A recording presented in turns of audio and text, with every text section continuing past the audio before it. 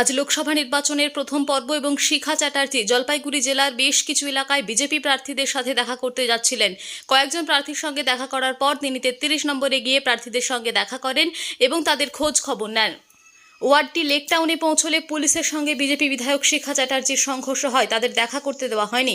Police তাকে গ্রেপ্তারের চেষ্টা করলেও গ্রেপ্তার করতে পারেনি।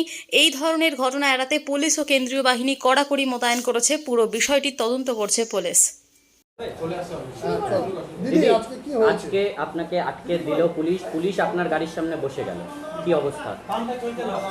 বসে গেল কিনা আমি জানি না, সেটা আমি দেখিনি। তবে আমি যখন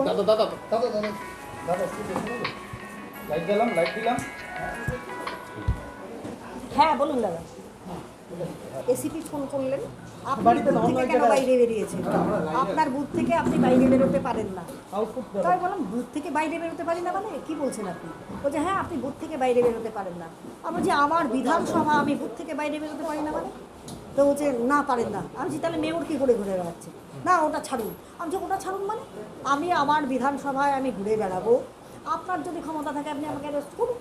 আমি পরিষ্কার বলেছি, আমি ঘুরে পুরো ওই দিক দিয়ে পোড়াঝাড় দিয়ে পুরো ঘুরে এলাম, বুথ টুথ দেখে এলাম সমস্ত। হ্যাঁ ভালো, আবার কর্মীদের দেখে এলাম। এক ভদ্রলোক অসুস্থ ছিলেন, বুথ প্রেসিডেন্ট, ওনাকে দেখে এলাম ওনার বাড়িতে গিয়ে দেখে দেখে চলে আসছি। 33 নম্বর ওয়ার্ডে ঢুকেছি। 33 নম্বর ওয়ার্ডে ঢোকার পর ও দুনিয়ার পুলিশ চলে এলো। আমরা বসে কোল্ড ড্রিঙ্কস খাচ্ছিলাম, দুনিয়ার পুলিশ চলে এলো আপনাকে অ্যারেস্ট করুন। কেন আমাকে অ্যারেস্ট করা হবে কেন? না আপনি কেন ঘুরে বেড়াচ্ছেন, বুথ থেকে বাইরে যেতে পারেন, আপনি বুথের মধ্যে ঢুকে। আমি কোথায় আমি বুথের মধ্যে ঢুকেছি আপনি দেখুন। বলছে না আপনি ঢুকেছেন। আমি ঢুকেছি তখন অ্যারেস্ট করতে পারলেন না? যখন আমি ঢুকেছি তখন তো অ্যারেস্ট করার কথা ছিল, আপনি অ্যারেস্ট করতে পারলেন না যখন ঢুকে থাকতাম। এখন আপনি অ্যারেস্ট করতে এসছেন, এখন দুনিয়া ঘুরে আমি এখানে এলাম অ্যারেস্ট করতে এসছেন, ব্যাপারটা কী আছে? আমি বুঝতে পেরেছি কিচ্ছু না। 33 নম্বর ওয়ার্ড হচ্ছে মেয়রের ওয়ার্ড। এই মেয়রের ওয়ার্ডে যদি তৃণমূল কংগ্রেসের ভোট কমে যায়, মমতা ব্যানার্জির কাছে গৌতম দেবের লজ্জার অন্ত থাকবে না। কারণ গৌতম দেবকে ওখানে 33 নম্বর ওয়ার্ডের মানুষটা পায় না, ওকে ভোট দেবে না মানুষের, পরিষ্কার কথা শুনে, কোনো পরিষেবাও পায় না। সুতরাং এখানে যদি শিখা চ্যাটার্জিকে আটকানোর ফলে টোটাল যারা কর্মীরা আছে ওখানে যদি ইনভলভ হয়ে যায় তাহলে বুথটা ফাঁকা হয়ে যাবে, সেই বুথে কিন্তু ফলস ভোট ফেলা যাবে। এইটাই হচ্ছে আসল কথা। সেদি একটা প্রশ্ন উঠছে যে আপনার কার্যত আপনার গাড়ি পুলিশের ওপর দিয়ে চলে এলো, মানে এরকম অভিযোগ তুলছে পুলিশের তরফ থেকে, বলা হচ্ছে যে কার্যত পিছে বেরিয়ে যাওয়ার মতো। এটা আবার হয় নাকি? এটা আবার হয় নাকি? পুলিশ যদি এই সমস্ত ইয়ে করে, অত হাজার রকম কথা বলে পুলিশে, তো পুলিশ নিশ্চয়ই তাহলে রাস্তায় শুয়েছিল না ঘুমাচ্ছিল নাকি জানি না। তো আমি তো সেরকম কাউকে দেখিনি। আমি তো কুকুর বিড়ালকেও চাপা দিই না, পুলিশ তো দূরের কথা। তা তো আমি কিন্তু খেয়াল করি না। পুলিশ রাস্তাতে না আমাকে আটকাচ্ছিল, আমাকে ধরে এমনভাবে টেনেছে, মানে মহিলা পুলিশ শুধু না, ছেলে পুলিশরা শুদ্ধ এমনভাবে টেনেছে আমার যথেষ্ট, আমার এটা শ্রীয়গানের ব্যাপার হয়ে গেছে। এই পশ্চিমবঙ্গের পুলিশ জঘন্য পুলিশ, মমতার ওই উর্দি পড়া পুলিশ, লজ্জা থাকা উচিত।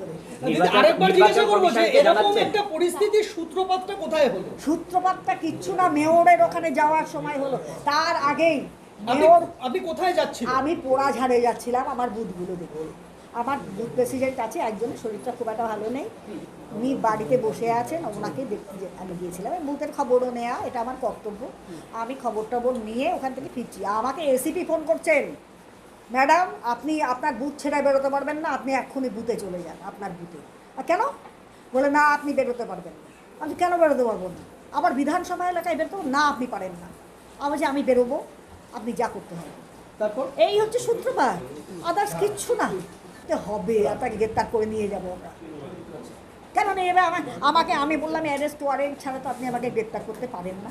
আর আপনাদের তো আমাকে গ্রেপ্তার করার অধিকার নেই, আপনারা তো করতে পারেন না।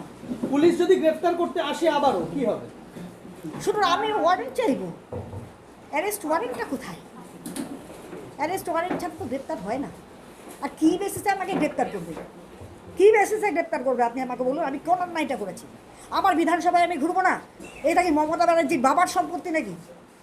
কী ভেবেছে? বিধানসভাটা মানুষ আমাকে জিতিয়েছে তাদের সুখে দুঃখে থাকার জন্য। আজকে ভোট হচ্ছে, সেখানে কোন মানুষ অসুস্থ হলো, কে কেমন অবস্থায় আছে, আমার কর্মীরা কেমন অবস্থায় আছে দেখার ডিউটি না আমার? আমি সেখানে গেছি, খুব অন্যায় করেছি না? এবার কি করবে? এবার কি করবে?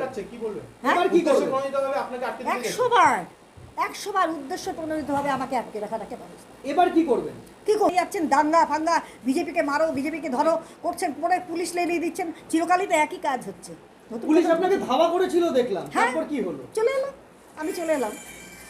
নিশ্চয়ই বেরোবো, আমি অবশ্যই বেরোবো। বেরোবো না কেন? আমি কি বন্দি নাকি? আমাকে কে বন্দি করেছে? কোন আইনে বন্দি করা?